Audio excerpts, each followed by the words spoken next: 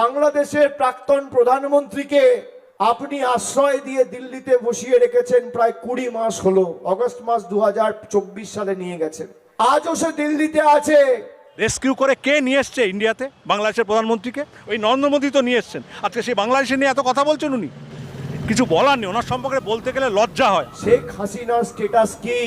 শেখ হাসিনা কি অনুপ্রবেশকারী না শেখ হাসিনা শরণার্থী? শেখ হাসিনা ভারতে কেন, এই নিয়ে চরম বিতর্কের মুখে নরেন্দ্র মোদী। অথচ হাজার বিতর্ক আর সমালোচনার মধ্যেও এক শেখ হাসিনাকে আশ্রয় দেওয়ার জন্য যেন প্রতিজ্ঞাবদ্ধ নরেন্দ্র মোদী। বিরোধীদের এত আলোচনা সমালোচনার পরও শেখ হাসিনাকে ভারতে আশ্রয় দিয়ে রেখেছেন নরেন্দ্র মোদী। কিন্তু কেন? এই প্রশ্ন এখন ভারত এবং বাংলাদেশের জনগণের মনে।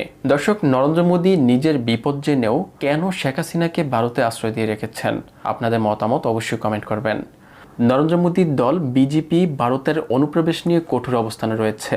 অথচ দীর্ঘ 20 মাস ধরে বাংলাদেশের সাবেক প্রধানমন্ত্রী শেখ হাসিনাকে ভারতে আশ্রয় দিয়ে রেখেছেন নরেন্দ্র মোদী। এই শেখ হাসিনা ভারতের অনুপ্রবেশকারী নাকি শরণার্থী?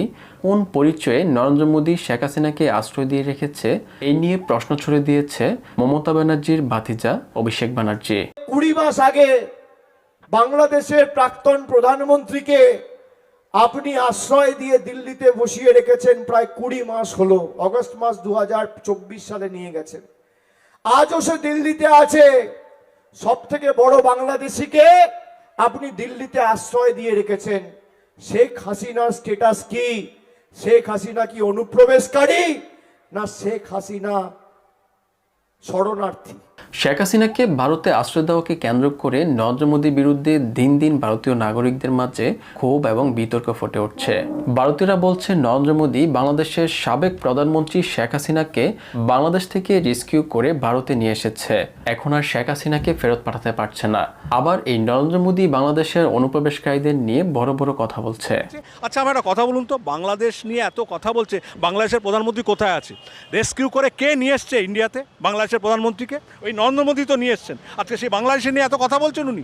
ভারতের প্রধানমন্ত্রী নরেন্দ্র মোদীর ব্যর্থতার জন্য তার পদত্যাগ করা উচিত বলে মনে করছেন ভারতের এই নাগরিক। নরেন্দ্র মোদী একজন অশিক্ষিত প্রধানমন্ত্রী।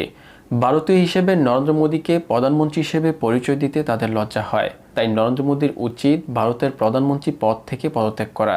কিছু বলার নেই ওনার সম্পর্কে বলতে গেলে লজ্জা হয়। আমাদের ভারতবর্ষের মতো এত বড় একটা দেশ, যার ইতিহাস এত বড়, সেই দেশের প্রধানমন্ত্রী নরেন্দ্র মোদী, তার সম্পর্কে দুটো কথা বলতে, আমার একজন অশিক্ষিত প্রধানমন্ত্রী সম্পর্কে কথা বলতে, আমি একজন ভারতীয় পশ্চিমবঙ্গের নাগরিক, কলকাতা ইউনিভার্সিটির সামনে দাঁড়িয়ে বলছি, কলকাতা ইউনিভার্সিটির আমি প্রাক্তনী হিসেবে আমার লজ্জা করছে। আমাদের দেশের প্রধানমন্ত্রীর নাম অশিক্ষিত নরেন্দ্র মোদী। নরেন্দ্র মোদী কি শিক্ষিত? আদৌ উনি পড়াশোনা করেছেন? উনি ট্রাম্পের সঙ্গে যখন কথা বলেন, কি ভাষায় কথা বলেন, এটা আমার খুব জানতে ইচ্ছা করে।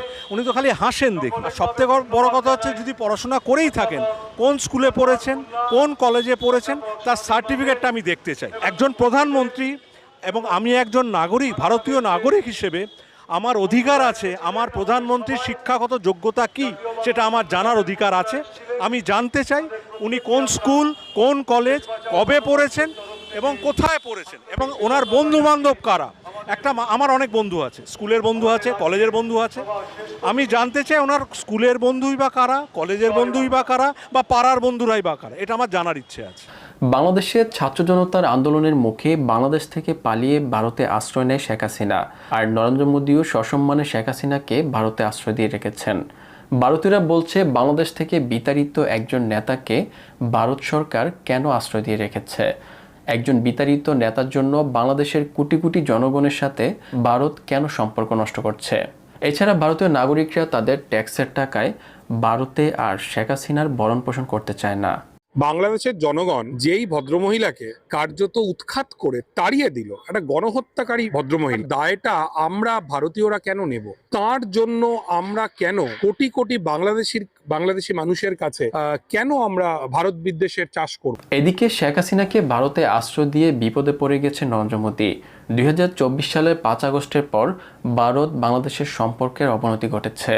গত 12 ফেব্রুয়ারি বাংলাদেশের নির্বাচিত সরকার ক্ষমতা আসায় বাংলাদেশের সাথে ভারতের সম্পর্ক স্বাভাবিক করার জন্য শেখ হাসিনাকে ফেরত চাইছে বাংলাদেশ সরকার। তবে এই বিষয়ে ভারত শেখ হাসিনার সাথে আলোচনা করে কোনো সমাধান করতে পারছে না। শেখ হাসিনা ভারত সরকারের কোনো কথাই মানছে না। তাই ভারত সরকার শেখ হাসিনাকে দুটি শর্ত চাপিয়ে দিয়েছে। এক, শেখ হাসিনা ভারত ছেড়ে অন্য কোনো দেশে চলে যেতে হবে, আর না হয় শেখ হাসিনা বাংলাদেশ আওয়ামী লীগের রাজনীতি থেকে সরে যেতে হবে। তবে এই দুটি শর্তের মধ্যে একটিও মানতে রাজি নয় শেখ হাসিনা। আর তাই বিপদের সময় ভারতে আশ্রয় নিয়ে এখন শেখ হাসিনা ভারতের কথা না শোনায় শেখ হাসিনার প্রতি চরম ক্ষিপ্ত ভারতীয় নাগরিকরা। শেখ হাসিনা বাংলাদেশের থেকে এখানে এসে বাংলাদেশের প্রাক্তন প্রধানমন্ত্রী সসম্মানে আশ্রিত রয়েছে। আমি বলবো না উনি লুকিয়ে রয়েছেন। আপনাদের দেশের সেনাবাহিনী প্লেনে করে দিয়ে গেছেন, ফিরে আসার কথা বলছেন, ফিরে যাবেন বলছেন। সে তো 18 ডিসেম্বর থেকে শুনছি ফিরে আসবেন, ফিরে আসবেন, ফিরে আসবেন। দেশের মাটিতে বসে বাংলাদেশের মানুষকে বোঝানোর চেষ্টা করছেন না কেন? আইন দিয়ে ঠেকাবে, সবার ঊর্ধ্বে মানুষ। সেই মানুষ আপনাদের পাশে ছিল, এক সময় ছিল।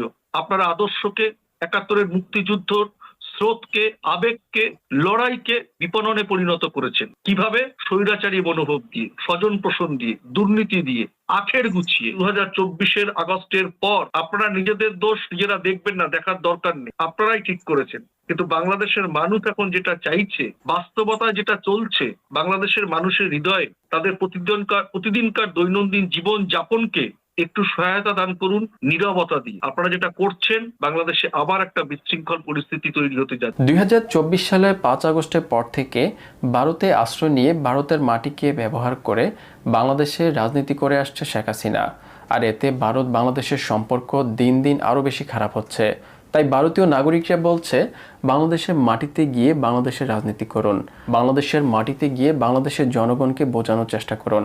ভারতীয় নাগরিকরা বলছে, আওয়ামী লীগ তাদের অতীতের কর্মকাণ্ডের জন্য ভুল স্বীকার করছে না, উল্টো ভারতে বসে বিভিন্ন গণমাধ্যমে ইন্টারভিউ দিয়ে বিতর্ক তৈরি করার চেষ্টা করছে। সম্প্রতি কলকাতার এক জনপ্রিয় ওয়েবসাইটে এক সাক্ষাৎকারে বাংলাদেশের আওয়ামী লীগের এক শীর্ষ নেতা ফের দাবি করলেন, তাদের সঙ্গে যা করা হয়েছে তা নাকি অন্যায়, রাজনৈতিক চক্রান্তের শিকার, অন্তর্বর্তীকালীন সরকারের ষড়যন্ত্র, দেশের মানুষকে ভুল বোঝানো, অন্যায় অবিচার করে আওয়ামী লীগের দলটাকে নাকি ধ্বংস করার চক্রান্ত হচ্ছে। তাও একটি বড় সাক্ষাৎকার থেকে স্বীকার করলেন না, স্বীকার করার মুরদ হলো না যে তারা যা করছেন তারা অন্যায় করেছেন, তারা দেশের মানুষকে ঠকিয়েছেন, তারা দেশের মানুষের মানসিকতা নিয়ে, মানুষের ভালোবাসা নিয়ে ছিনিমিনি খেলেছেন, তারা দেশের মানুষের অর্থ অন্য দেশে পাচার করেছেন, বিপুল দুর্নীতি যে করেছেন তার জন্য মানুষ ছুঁড়ে ফেলে দিয়ে। দীর্ঘ 17 বছর সরকারের থেকে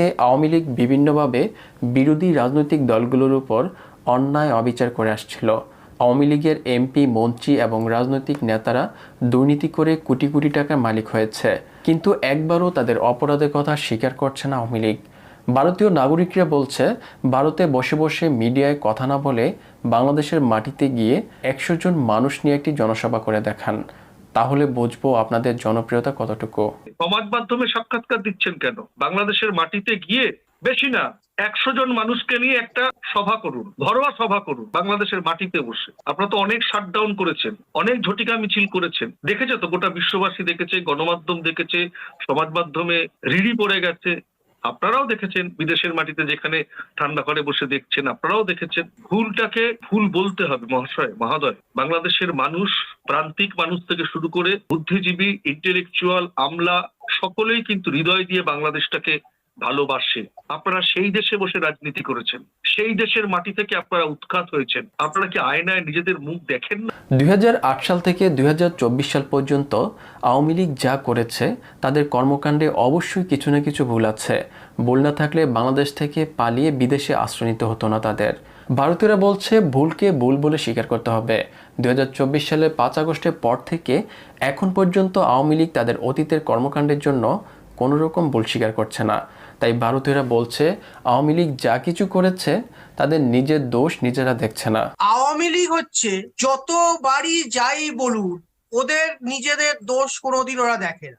বাংলাদেশের মানুষ মেরে তাড়িয়েছে দলটাকে, নেত্রী অন্য দেশে লুকিয়ে রয়েছে, নেতারা, বড় নেতারা, সুবিধাবাদী নেতারা বিভিন্ন দেশে পালিয়ে রয়েছে, সাধারণ আওয়ামী লীগের কর্মীরা মার খাচ্ছেন, মানুষের কাছে মার খাচ্ছেন, ভয়ে বাড়ি থেকে বেরোতে পারছেন না, কারণ সাধারণ মানুষ, তাদের দেশের মানুষ তাদের উপরে ক্ষুব্ধ, তাও তাদের ভুল স্বীকারের কোনো রাস্তা নেই। বাংলাদেশের ইতিহাসে সবচেয়ে বড় রাজনৈতিক দল আওয়ামী লীগের এমন করুণ পরিণতি আর কখনো হয়নি।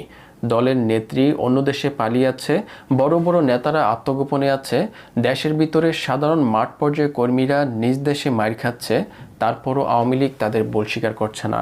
উল্টো অন্তর্বর্তীকালীন সরকার এবং ডক্টর মোহাম্মদ ইউনূসকে দোষারোপ করছে আওয়ামী লীগ। আওয়ামী লীগ বলছে অন্তর্বর্তীকালীন সরকারের উপদেষ্টা পদে যারা এসেছিল তাদের ষড়যন্ত্রে আওয়ামী লীগ ক্ষমতাচ্যুত হয়েছে। 18 মাসের অন্তর্বর্তী সরকার 15 বছরের সরকারকে ষড়যন্ত্র করে কি করে ফেলে? আর যদি ফেলে তাহলে আপনার 15 বছরের সরকারের ইন্টেলিজেন্স কোথায় গিয়ে দাঁড়িয়েছে? কানে তুলো গুজে বসেছিল? চোখে কালো কাপড় বেঁধে বসেছিল? গণ আন্দোলন ঠেকানো মানে কি, গণবিক্ষোভ ঠেকানো মানে কি 1400 মানুষের প্রাণ নিয়ে নেওয়া? এর উত্তর কোথায় রাখবেন? এর উত্তর দেবেন? আপনারা বলছেন সাংবিধানিক আইন মেনেই সব হয়, সব হয়েছে। 1400 মানুষ প্রাণ চলে যাওয়া কি সাংবিধানিক আইনের মধ্যে পড়ে? বাংলাদেশের এত মানুষ রাস্তায় নামলো, প্রত্যেকটা মানুষই কি বেআইন? আওয়ামী লীগ ক্ষমতায় টিকে থাকতে 2024 সালে ছাত্র জনতার আন্দোলনে প্রায় 1400 মানুষকে হত্যা করেছিল, আর এই কাজে আইনশৃঙ্খলা বাহিনীকে ব্যবহার করেছিল। পাশাপাশি আওয়ামী লীগের অঙ্গ সংগঠন ছাত্রলীগ এবং যুবলীগের নেতাকর্মীদেরকেও ব্যবহার করা হয়েছিল। আন্দোলনের মধ্যে দেশ ছেড়ে ভারতে পালিয়ে গেলেও আওয়ামী লীগের নেতাকর্মীরা বলছে তারা যা কিছু করেছে আইন এবং সংবিধান মেনেই করেছে। তাহলে 1400 মানুষ মেরে ফেলা কি আইন এবং সাংবিধানিক নিয়মে পড়ে? দর্শক, আপনাদের কি মনে হয় আওয়ামী লীগের নেতারা যেসব বক্তব্য দিচ্ছে আপনাদের দৃষ্টিতে এর গ্রহণযোগ্যতা কি? আপনাদের মতামত অবশ্যই কমেন্ট করবেন।